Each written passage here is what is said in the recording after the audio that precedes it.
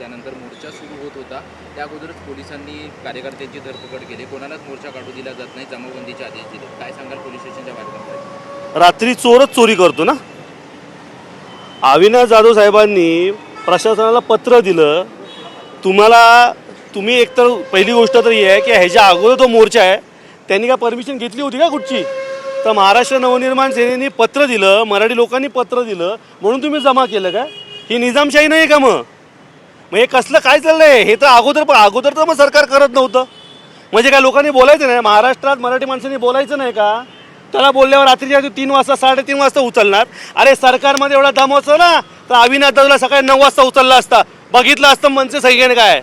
आता जाधव साहेबांना आतमध्ये ठेवलं आहे, पण हे जर प्रशासन जर झुकलं नाही तर हे संपूर्ण महाराष्ट्रात चालेल ना. ह्याची जबाबदारी अख्खी सगळी प्रशासनावर आहे. हे गुजरात्यांचं सरकार आहे का? हे गुजरात आहे का? हा महाराष्ट्र आहे. इथं जर एकाला थांबवलं तुम्ही, एकाला 3:30 वाजता उचलणार. आता काय उचलणार आहे? कुणाला किती जणांना उचलणार आहे? 11 कोटी मराठी जनता आहे, त्यांना दम आहे का त्या लोकांना उचलायला? पोलिसांचं असं म्हणणं आहे की ज्या ठिकाणी गेल्या काही दिवसांपूर्वी हा संपूर्ण प्रकार घडला त्या ठिकाणावरून हा मोर्चा काढला नव्हता पाहिजे. आम्ही दुसरं ठिकाण सुचवलं होतं, परंतु कार्यकर्त्यांचं असेल मनसैनिकांचं आठवत होतं की ह्याच ठिकाणावर तुम्ही मोर्चा काढा म्हणून परवानगी नाकारली. आता मोर्चा पण काढायचं ते शासनाला विचारायचं का? साहेब तुमच्या विरोधात मोर्चा काढू, कुठून काढू, किती मीटर काढू, किती किलोमीटर काढू, एवढंच पाय चालू का? आता पुढं सरकार बोलेल की बाबा हे प्रदूषण होतं तर तुम्ही श्वास पण घेऊ नका. मग शासनाला विचारलं का श्वास घेऊ नको आम्ही? हे एवढी मक्तेदारी नसते हो शासनाची. असा काय प्रस्ताव मनसेकडे ठेवला होता की या ठिकाणी मी काय म्हणतोय, मोर्चेसाठी कधी प्रशासन कधी प्रस्ताव ठेवेल का? ही वेळ कधी आली? त्यांनी मोर्चा काढला, मध्ये एवढे दिवस होते, त्यांच्यावर काय कारवाई झाली? त्यांना अटक झाली का? त्यांनी पण लोकांना वेठी धरलं ना. त्या लोकांनी पण समजा एखादा भुकेल माणूस आहे त्याला पण जेवायला नाही मिळालं ना. त्यांना काय केलं सरकारनी? अविनाश जाधवनी किंवा मनसेनी किंवा मराठी लोक एकत्र आल्यावर पत्र देऊन जर तुम्ही असं करतायत तर हे चुकीचं आहे ना. लावायला पाहिजे होता बंदोबस्त नव्हता का तुमच्याकडं? बंदोबस्त लावायला पाहिजे होता. सगळं केलं असतं. आम्ही काय उतरलं? तोडाफोडा होता आमच्या कुठच्या पत्रात दिलं की तोडफोड करणार काय? आमचा विरोध कुणाला होता? जे लोक महाराष्ट्रात विरोध आहेत त्यांना. ज्या मोर्चाच्या विरोध मोर्चा होता तो. आणि त्यांनी चितवणी केली की 5 दिवस दुकानं बंद केल्यानंतर काय होतंय? 5 दिवस काय आयुष्यभर कुलूप लावायला होता आम्ही.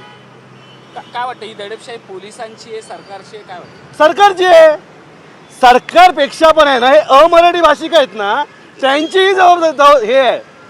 त्या लोकांनी केलंय. पण सरकारला एवढी अक्कल नाही का की पुढे इलेक्शन मराठी लोक काय वोटिंग करणार नाही का? माझं तुमच्या सर्वांच्या चॅनलमधनं एकच सगळ्या मराठी माणसाला हात जोडून निवेदन आहे की महाराष्ट्रात मराठी टिकून देणार नाही. ही सुरुवात आहे. आपल्याला मराठी लोकांना एकत्र आलं पाहिजे. ह्यांची हिंमतच कशी होते मराठी लोकांच्या विरोधात मोर्चा काढायची? ज्या लोकांनी मोर्चा काढला होता त्यांनी काल पोलिसांना जाऊन पत्र दिलं मराठीत ते पण, आणि ही आमच्याकडून झालेली चूक होती दिलगिरी व्यक्त केली.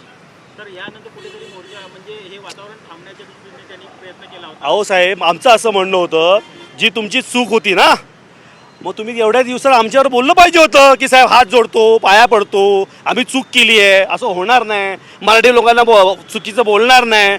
इकडच्या भाषेचं इकडच्या माणसांना आम्ही आदर करू. काय झालं असतं ना, हे आल्यानंतर हे सगळं झाल्यानंतर करतायत काय? ह्याच्यामध्ये पण राजकारण आहे. ह्याच्यामध्ये पण मुळात ह्यांनी आंदोलन केलंच नव्हतं पाहिजे. तो विषय कुठं होता? त्या दुकानदाराचा आणि तिकडचा तो विषय संपला. प्रशासनाने पोलिसांनी जे काय कारवाई ती करायची केली. ही गरज काय होती? माझा असा आरोप आहे हे जे मीरा भाईंदर जे व्यापारी आहेत ना हे अर्ध्याहून अधिक आहे ना भाजपचे कार्यकर्ते आणि पदाधिकारी आहेत. यांनी हे सगळं केलं राजकारण. विषय संपलेला त्यांनी वाढवलंय. आता त्यांनी चालू केलंय. आता आम्ही संपवणार.